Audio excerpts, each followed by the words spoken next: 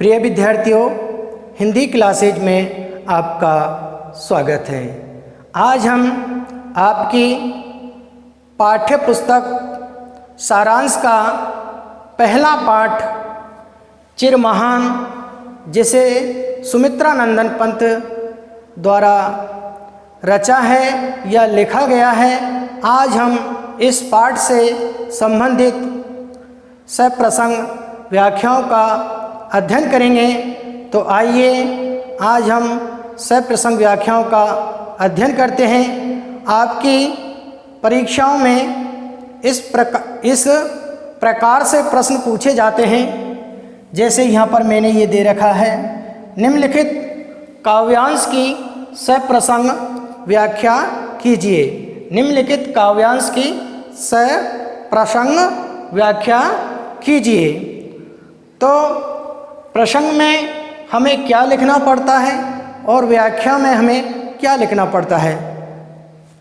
प्रसंग में हमें लिखना पड़ता है कि प्रस्तुत पंक्तियाँ या ये काव्यांश किस पाठ से लिया गया है, इसके लेखक कौन हैं और इस काव्यांश या इन पंक्तियों के माध्यम से कवि कहना क्या चाहता है, वो हमें प्रसंग में लिखना पड़ता है। व्याख्या में हमें इन पंक्तियों या इस काव्यांश या इस पद्यांश की हमें ओजपूर्ण उतार चढ़ाव के साथ जो हम इसका भावार्थ या अनुवाद करते हैं, उसे हम व्याख्या कहते हैं। अब आप सोचते होंगे कि काव्यांश होता क्या है। तो हिंदी में दो प्रकार की रचनाएं लिखी जाती हैं या दो प्रकार की रचनाएं होती हैं। पहली है पद्य रचना और दूसरी है गद्य रचना।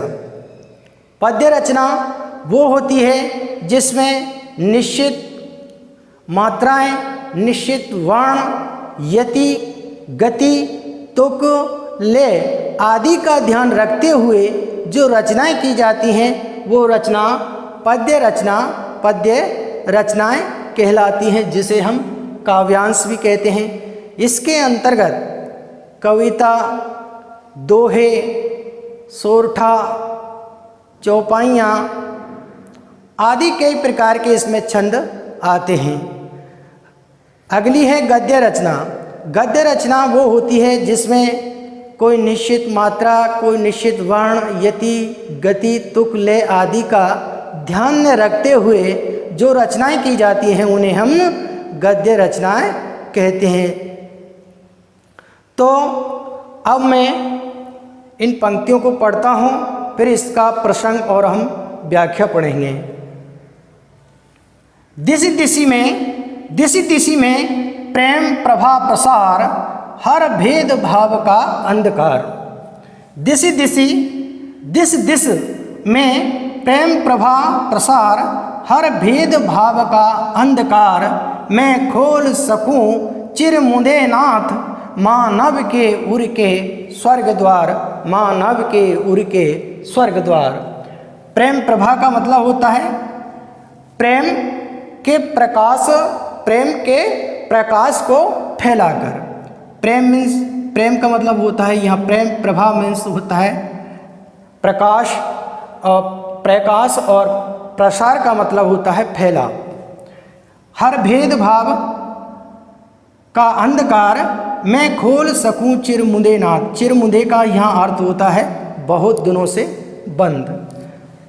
मैं खोल सकूं चिर मुदे नाथ, मानव के उर के स्वर्ग द्वार। उर मीन्स होता है, उर का यहाँ अर्थ है हृदय। अब हम इन पंक्तियों के से प्रसंग व्याख्या पढ़ेंगे। सबसे पहले हम प्रसंग पढ़ेंगे। इन पंक्तियों का प्रसंग बनेगा। प्रस्तुत पंक्तियाँ कवि सुमित्रा नंदन पंत द्वारा रचित पाठ चिर महान से संकलित हैं। इन पंक्तियों के माध्यम से कवि मानव के हृदय में जो भाव रूपी अंधकार व्याप्त है, कवि उसे दूर कर प्रेम का प्रसार करना चाहते हैं।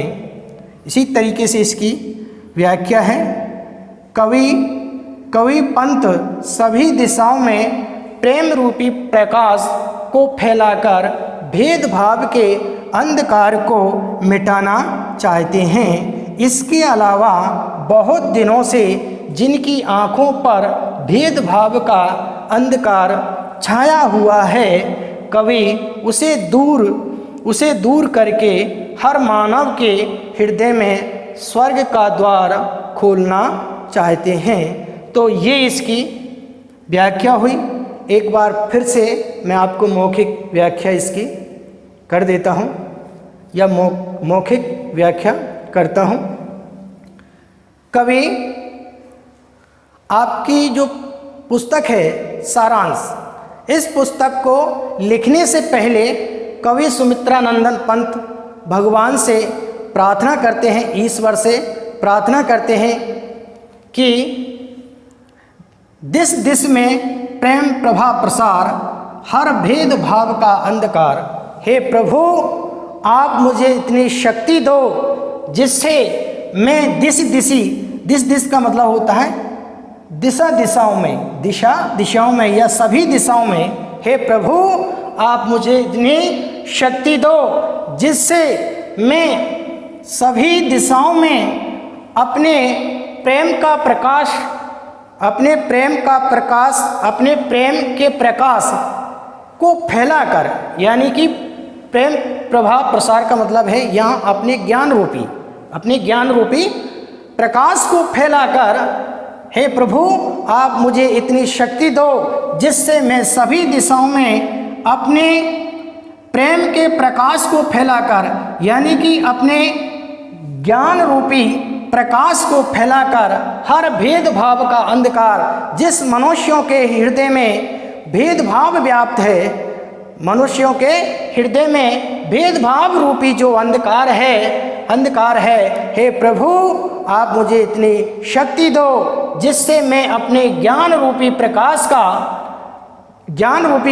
का फैलाव करके या ज्ञान रूपी प्रकाश को फैलाकर उस भेदभाव रूपी अंधकार को मैं मिटाना चाहता हूँ। हे प्रभु आप मुझे इस प्रकार की शक्ति दो। आगे बढ़ते हैं। मैं खोल सकूं चिरमुंदे नाथ। चिरमुंदे का मतलब है यहाँ पर बहुत दिनों से बंद, और नाथ मीन्स होता है ईश्वर। नाथ का यहाँ पर ईश्वर या प्रभु। तो कवि प्रभु से प्रार्थना करते हैं कि मैं खोल सकूं चिरमुंदे नाथ। हे प्रभु आप मुझे इतनी शक्ति दो जो आदि अनादि काल से मानव के हृदय में जो सुंदर सत्य छुपा हुआ है, लेकिन मानव अज्ञानता के कारण उस सुंदर सत्य का आभास नहीं कर पा रहा है, और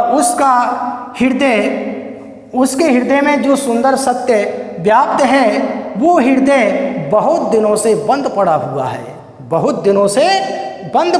है।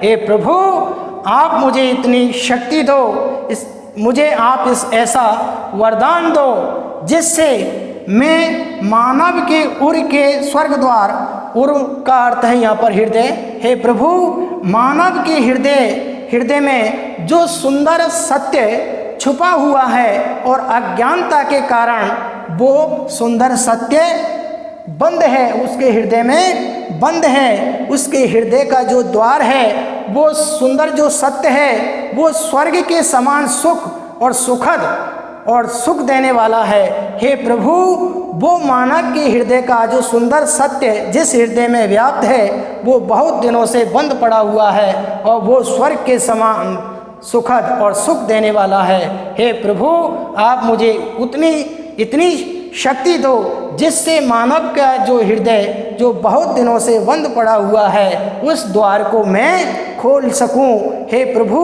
और मानव के अंदर मैं प्रेम और भाव का प्रसार कर सकूं। हे प्रभु मुझे आप इतनी शक्ति दो, इतना मुझे आप ज्ञान दो, इतना मुझे ज्ञान दो।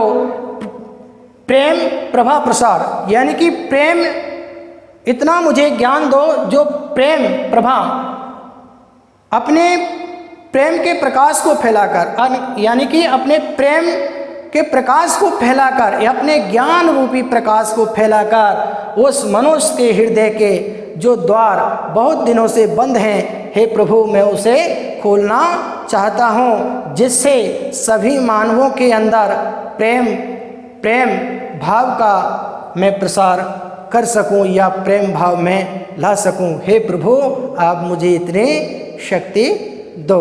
इस तरीके से ये ओजपूर्ण और भावार्थपूर्ण हमने व्याख्या की।